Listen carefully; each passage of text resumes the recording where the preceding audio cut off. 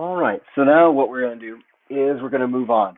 And I'm going to do something intentionally bad, and that is I'm not going to put activity completion on for, or restriction on for the next item. So what that would mean is you would see possibly, and I'll show you what it looks like. And again, the other thing to understand is in remote, the course you're in, the remote learning course you're in, um, I'm doing things intentionally to show you different methods of doing things. If you find something that you like, you need to stick with that and be consistent. It's not very good to continuously change unless you explain to students in an online or blended class that we're changing it to this because of X, Y, and Z, and this is how you navigate it. This is where you go for this. This is how you do this. Again, it's got to be spelled out because you're not going to have that as much student to teacher, human to human, face to face contact as you would in a normal face to face class. And so it has to be all spelled out. Otherwise, it builds frustration in the student, and that student will start to struggle. Just like you might be feeling frustration from the remote learning course is going the same way because things are changing from the first module to the second module.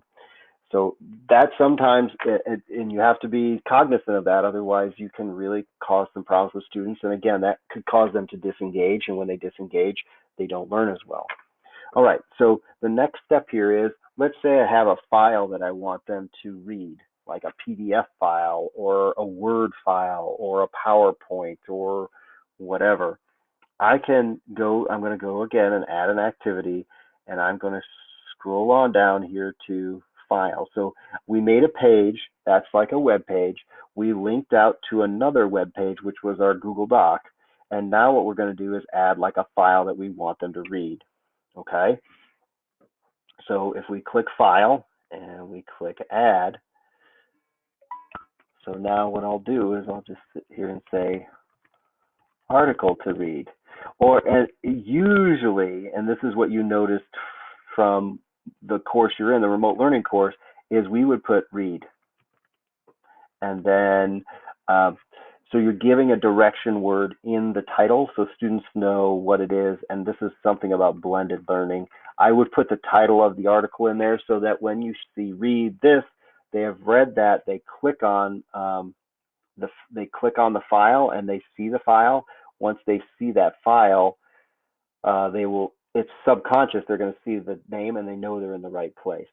And it helps, it's a double check for you, because if a student sees that this title does not match up with the title of the article, they will email you and ask questions. And that's a good thing as well. And again, this is the description, which you don't necessarily have to put in. And you get to this part here where it says drag and drop files. There's two places you can click. You can click there if you want, or you can click up here. So it says add, and it says create folders. We just want to add. So we're just going to add a file. And again, same idea. If I had something here, I could go looking or choose a file. And I have just a generic PDF here that I'm going to open up. I'm going to say blended learning of some kind. And you want to make sure these names are unique because it's going into a database and you could screw stuff up. So always name it by the title or something about the author or something like that, so it doesn't cause any mess ups in when you start linking something. And again, the same idea here is we can go down and we can talk about its appearance. I'm going to call that to be automatic this time. Usually when you do web pages, I like to pop up. When I do other things, I like it to be automatic because sometimes you do want it to go straight in so they can see it and come back out. And again, it's consistency, right? If you're going to do all web pages pop up outside, all files, we will go to the page and do it that way. It's really up to you.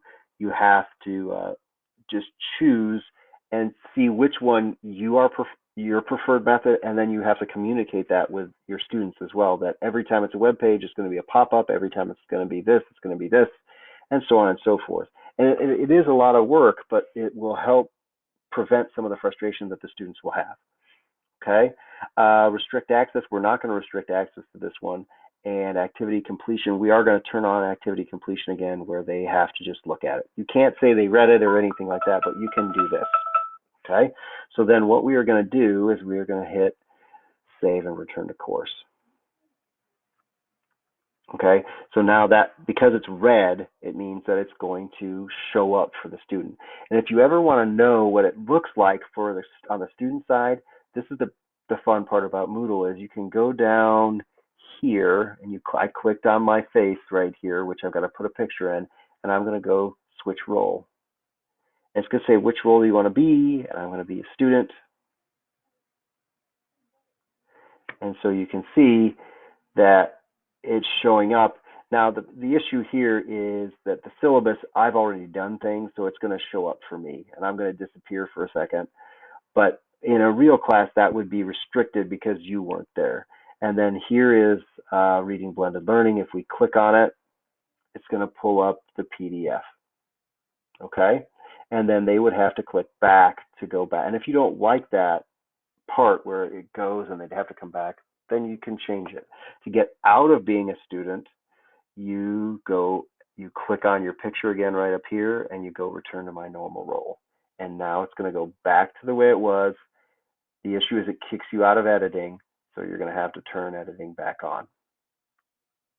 And now editing's back on. Okay, so now what we've done is we've messed around with the announcements. We've added a page. We've added a link or a URL to a page. We've added a file. When we come back, we're going to talk about this file that they supposedly read. Okay, that's it for now. See you later.